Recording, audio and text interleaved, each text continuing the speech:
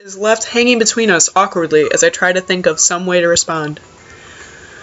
Well, I'd say the chances are high enough. He shudders and makes some exaggerated hand gestures. You're a brave man, Isao. Me, I don't think I could trust the chances. The only one I trust is myself. Does that mean I shouldn't get to know you either? He thinks about this for a while. A wise decision. Damn, you are smarter than you look. He's coming on to us too. Hasayo, you are a playa. Probably. What do you look like? I hope not smart. He squints his eyes and leans closer again. Kiss! Now kiss! But I lean backwards to dodge it. Don't kiss! Never mind, doesn't matter. With that, he turns, fumbles around for a moment in search of the door handle, and shuts the door behind him. I slide the key into the lock of the door, marked 119. What a pretty bed. Not even my bed's that pretty. Bleak, excuse me, sir, pretty beige walls, pretty white linen, a wonderfully cultist-esque desk made of some type of light wood, and beautiful ugly curtains. I am so astonished with your negativity. It's no one's room, impersonal like my hospital room was. My bags are sitting at the foot of my bed, looking a lot emptier than they did this morning. Misayo. The closet's sitting open, stocked with my clothes. Also, it seems there are a number of school uniforms hanging there as well. A note is pinned on the sleeve of one of the shirts. Hi, Hee-chan. We've unpacked your things and made your bed. They said if these don't fit, then you should go to the office tomorrow. If you have any problems, you can always call us. Love, Mom and Dad. Well, at least I don't have to worry about unpacking. I kind of hoped I would have, then there would be something to do.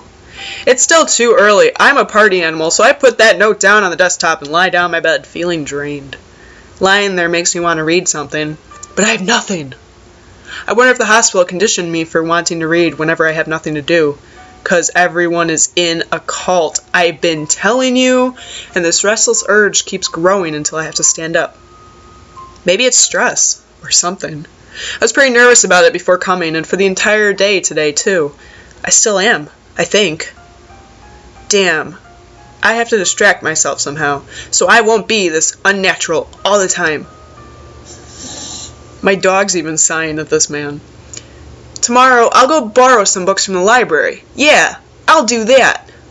But for now, take my meds. I pick one up, shake it just to hear the contents rattling inside, and then read the glued-on pharmacy label. Hisayo Nakai, 2 tablets daily to stay alive. No pressure. It doesn't really say that, but it could just as well. It's kind of twisted having your life depend on chemicals like this. I resent it a little, but what choice do I have? With a sigh, I begin my new daily ritual, taking the right number of pills from each bottle, being careful to check the correct dosages. ... I lie down again, feeling hollow and uncertain, and after that I keep staring at the blank, unfamiliar ceiling for a long time. Fade to not black. It doesn't start looking any more familiar, not even after the darkness falls, and long shadows draw across my room like fingers, chicken fingers. The sheets feel slightly more comfortable, warm and nest-like, because I'm a bird. Soon the lighter shade of darkness that is the ceiling looks like every ceiling does at night, and becomes the only thing I recognize anymore. What a downer. You have a comfy, pretty bed, and you're just talking about the coldness and the fear. I keep drifting away from the world I once knew. That looked like a cyclops going to sleep. Oh! Katawa Shoujo! Yeah! Cyclops wakes up in a strange room. Solid morning light shimmers against the light gray ceiling. I've forgotten to draw the curtains closed last night. I? Question mark? This is my room, isn't it? My room. This is the third room this year that I'm supposed to call mine. Various things around here reminds me. My bag's on the floor, my new school books on the desk, my numerous medications on the night table. I stare at the bottles for a moment, deliberating, until I open a bottle, shake out a pill, and pop out a tablet from the foil sheet. I down it with a chaser of water, without thinking about the chemistry happening inside my body. My uniforms are in the closet. I slink out under the sheets and stretch my back before dressing up. Putting on my new school uniform makes me feel like a pimp. The artificial smell of generic detergent invades my nose like army soldiers, but the feeling of fresh cloth against my back is a good one. An organic one. It feels like a school uniform, as it should, because it is. It's not much different from what I'm used to. That goes for other things too. So far this place seems more or less like a normal school. Except for the people like that guy across my dorm. Hey, we are talking about him. KENJI, Misha's constant laughter, and Shizun's sweeping sign language gestures. Well, I've only met 3 students so far. Maybe they aren't normal, but I'm sure others are. Or perhaps people like them are what passes for normal around here. What is normal? What do people do? I didn't see a lot of kids hanging around after class yesterday, so maybe there's clubs? Which should I join? All through class, the question remains on my depressing mind, so I decided to ask Shizun about it when we split into groups. After all, she did say if I had anything I want to know, I should ask her. Dot.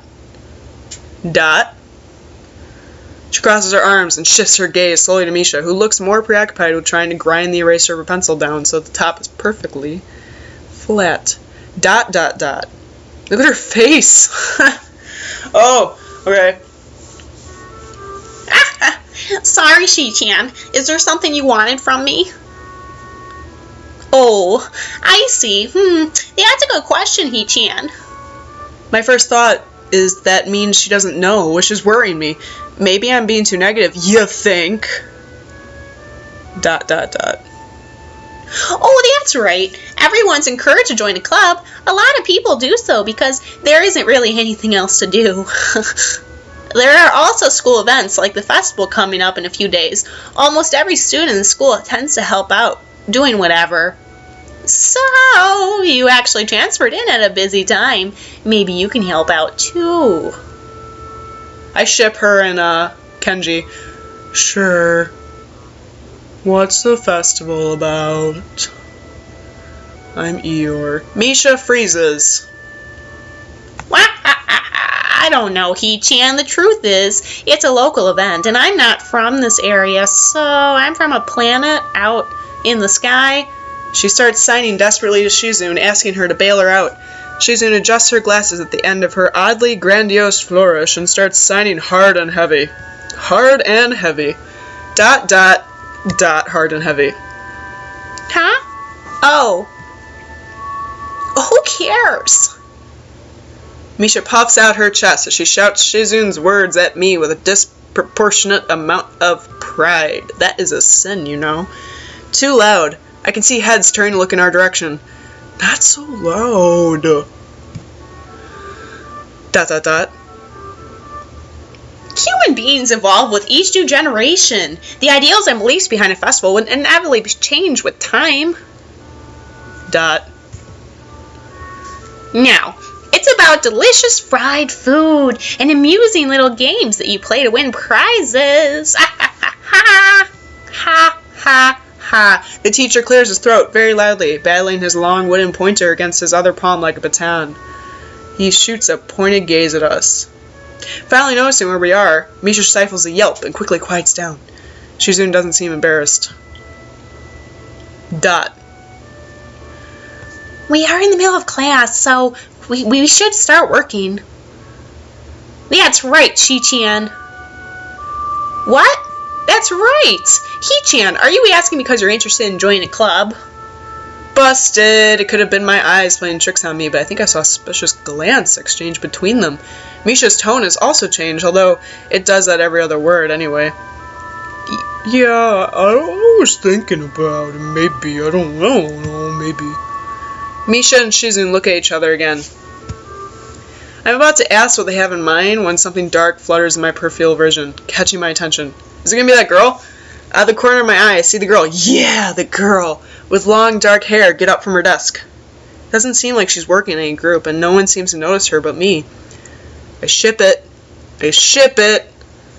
I glance at the teacher, who just lets her go. Why doesn't he say anything? What? Hee-chan? Is something wrong? Do I look as uneasy as I feel? Or is Misha just looking at me, looking after the girl who left, looking after the person who looked after looking? No, nothing. ... Okay, well, like we were asking, you don't have any plans for lunch today, do you? Do you? Huh? I thought I would go to the library pick up some books, but I guess not really. You have lunch together then? You have no choice. Sure. ... Yay! Okay, Hee-chan. Perfect. Just perfect. She's in charge of the cult. They all have pink hair and they laugh incessantly. The rest of the class passes on eventfully. The girl with long hair never came back.